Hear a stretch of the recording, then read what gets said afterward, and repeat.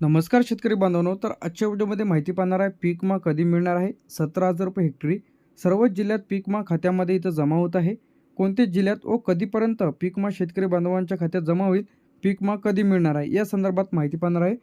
पीक विमा कधी मिळणार आहे. सर्व शेतकरी बांधवांना 17,000 रुपये हेक्टरीप्रमाणे आता पीक विमा इथं मिळणार आहे. खरं शेतकरी बांधवांच्या खात्यामध्ये कधीपर्यंत पीक विमा जिल्ह्यांमध्ये जमा होणार आहे.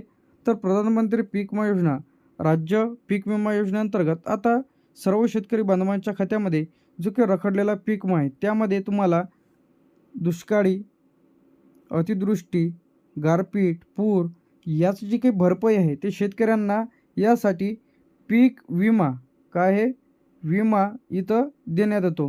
तर आता पीक विम्याची जी काही रक्कम ही शेतकऱ्यांच्या आधारलिंक बँक खात्यामध्ये पैसे पाठवले जाते. तर पिकाचे मोठे नुकसान झालेले असलेले शेतकरी बांधव, नुकसान झालेले असलेले यामध्ये सरकार पीक विमा कंपन्यामार्फत इथं भरपाई इथं शेतकरी बांधवांना देण्यात येते. कमाल भरपाई आता सर्व शेतकरी बांधवांना भरपाई एकसारखी इथं मिळत असते का, तर नाही. काही शेतकऱ्यांना 5 ते 10,000, काही शेतकऱ्यांना 17,000 रुपये. तर आता यामध्ये पिकाच्या प्रकारावर अवलंबून राहते. पिकाच्या टक्केवारीनुसार गाव, तालुका, जिल्हा, सरासरी अहवालानुसार म्हणजे तुमच्या जिल्ह्यातील पंचनामे काय आहे, तुमच्या जिल्ह्यातील पंचनाम्यावर तुमच्या जिल्ह्यातील सर्वात जास्ती बाधित क्षेत्र जर झालेलं असेल तर अशा जिल्ह्यात जास्ती भरपाई इथं देण्यात येते. त्यानंतर आता कोणत्या शेतकऱ्यांना पीक विमा इथं मिळणार आहे ते आपण इथं पाहणार आहे. तर यामध्ये पीक विमा भरलेले शेतकरी, नुकसानग्रस्त क्षेत्रामध्ये नाव असलेले म्हणजे तुमचं यादीमध्ये नाव असणे आवश्यक आहे. त्यानंतर हा जो महत्त्वाचा पॉईंट आहे, पंचनामा पूर्ण झालेले असणे आवश्यक आहे. पंचनामा आणि सर्वे तुमच्या शेतातील झालेला असेल तरच तुम्हाला पीक विमा इथं मिळेल. बँक खाते आधारशी लिंक असणे आवश्यक आहे. पीक कर्ज किंवा बिगर कर्जदार विमा घेतलेला आहे. तर आता बरेच शेतकरी काय करते, बँकमधून पीक विमा भरते. तर अशा शेतकऱ्यांनी काय आहे, ई पीक पाहणी केलेली असणे आवश्यक आहे. दुसरी जी गोष्ट आहे म्हणजे तक्रार केलेली असणे आवश्यक आहे. तिसरी म्हणजे पंचनामाच्या यादीमध्ये तुमचं नाव असणे आवश्यक आहे. तर आता पीक विमा वाटप काही जिल्ह्यांमध्ये सुरू देखील झालेलं आहे. आता बरेच शेतकऱ्यांचे कमेंट्स येतात की या जिल्ह्यांमध्ये पीक विमा जमा झालेला परंतु आमच्या जिल्ह्यात जमा झालेला नाही.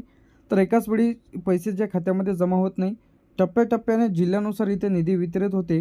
काही जिल्ह्यांमध्ये आज पैसे जमा झाले तर काही जिल्ह्यांमध्ये 15 दिवसांना पैसे जमा होते. तर काही जिल्हे यामध्ये पेंडिंग आहे. तर आता शेतकरी बांधवांच्या खात्यामध्ये जी की पीक विमा वाटप इथं सुरू झाले आहे, तर आता कधीपर्यंत मिळणार आहे. तर आता ज्या जिल्ह्यातील पंचनामे पूर्ण झालेले आहेत तर अशा शेतकरी बांधवांच्या खात्यामध्ये पीक विमा कंपनीकडून पैसे ट्रान्सफर होत आहे. लगेच तुम्ही तुमचं खातं तपासा की खात्यामध्ये आले की नाही.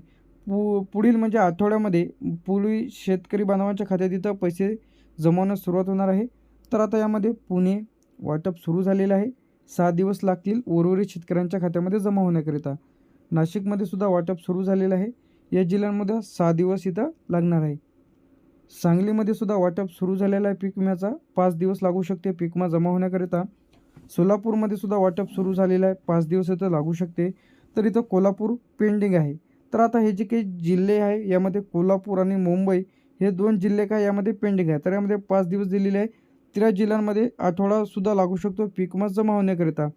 रायगडमध्ये सुद्धा वाटप सुरू झालेलं आहे. 6 दिवस इथं लागणार आहे पीक विमा जमा होण्याकरिता. पेंडिंग जिल्ह्यांमध्ये सुद्धा भरपूर टाईम लागणार आहे. नंतर येते आपलं ठाणे. ठाणेमध्ये सुद्धा वाटप सुरू झालेलं आहे. 6 दिवस लागतील. नागपूर इथं पेंडिंग आहे. पेंडिंग म्हटलं की 5 दिवसाच्या वरच इथं लागणार आहे. तर 7 ते 8 दिवस लागू शकते त्यासाठी. त्यानंतर इथं जे की आपलं वाशिम आहे. वाशिममध्ये जे की यामध्ये पेंडिंगच आहे. यामध्ये 5 दिवस लागू शकते. जळगावमध्ये वाटप सुरू झालेलं आहे. 6 दिवस लागू शकते. अकोल्यामध्ये वाटप सुरू झालेलं आहे. 2 दिवस लागू शकते. बुलढाणामध्ये इथं पेंडिंग आहे. यामध्ये 5 दिवसाच्या वरच पैसे इथं जमा होण्याकरिता लागणार आहे. यवतमाळमध्ये सुद्धा पेंडिंगच आहे. यावरती सुद्धा 8 ते 15 दिवस इथं लागू शकते पीक विमा जमा होण्याकरिता. त्यानंतर इथे आपला भंडारा. भंडारामध्ये 6 दिवस लागू शकते पीक विमा जमा होण्याकरिता. गडचिरोलीमध्ये वाटप सुरू झालेलं आहे. 6 दिवसाच्या खात्यामध्ये पैसे इथं जमा होतील. त्यानंतर आता यामध्ये जे काही जिल्हे आहे आपण जे काही दुसरे जिल्हे इथं बघत आहे यामध्ये वर्धा, धुळे, नंदुरबार, रत्नागिरी, सिंधुदुर्ग, वाशिम.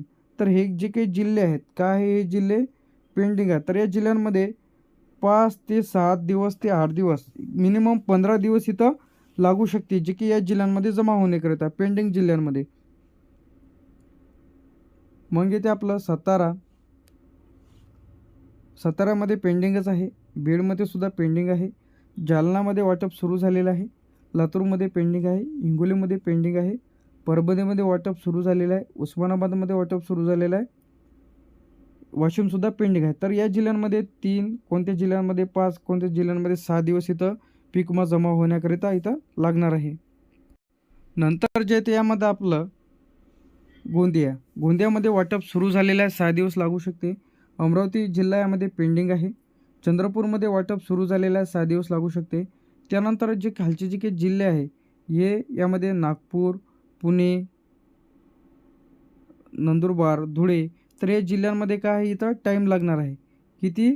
5 ते 7 दिवस इथं लागू शकते पीक विमा जमा होण्याकरिता. तर आता ज्या जिल्ह्यांमध्ये पैसे वाटप सुरू झालेले आहेत, तर येत्या 6 दिवसाच्या आत खात्यामध्ये पैसे जमा होतील. पेंडिंग जिल्ह्यांमध्ये 4 किंवा 5 दिवस किंवा 8-15 दिवस लागू शकते. तर पीक विमा शेतकरी बांधवांच्या खात्यामध्ये 17,000 रुपये हेक्टरप्रमाणे पैसे तर खात्यामध्ये येत आहे.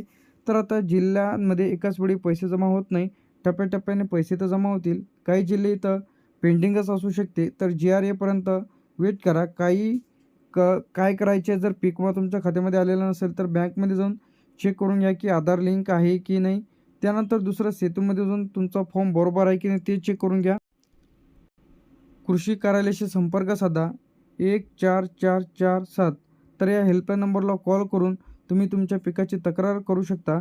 प्रधानमंत्री पीक विमा योजना नैसर्गिक आपत्तीमुळे जे काही शेतकरी बाधित झालेल्या शेतकऱ्यांना भरपाई म्हणून 17,000 रुपये हेक्टरप्रमाणे शेतकरी बांधवांना मिळणार आहेत. तर ही जी भरपाई आहे ती पिकावर अवलंबून राहणार आहे, म्हणजे तुमच्या पिकाच्या प्रकारावर, टक्केवारीनुसार, त्यानंतर विमा युनिटनुसार, शासनाच्या मंजुरीनुसार अवलंबून असते. तर पीक विमा सर्वे ज्यांचे शेतातील सर्वे इथं झालेले आहे, तर अशांच्या खात्यामध्ये पीक विमा वाटप सुरू झालेलं आहे. तर काही जिल्ह्यांमध्ये 15 दिवस, 8 ते 15 दिवस पीक विमा जमा होण्याकरिता लागणार आहे. सर्व शेतकरी बांधवांच्या खात्यामध्ये येत्या 15 दिवसांमध्ये टोटल पीक विमा इथं खात्यामध्ये जमा होणार आहेत. तर घाबरण्याचं काही कारण नाही. ज्यांना पीक विमा मिळालेलाच नसेल तर अशा शेतकऱ्यांनी तक्रार करून तुम्ही तुमचा राहिलेला पीक विमा मिळवता येणार आहे. तर अशाच अपडेट्ससाठी आणि नवीन व्हिडिओसाठी चॅनलला सबस्क्राईब करून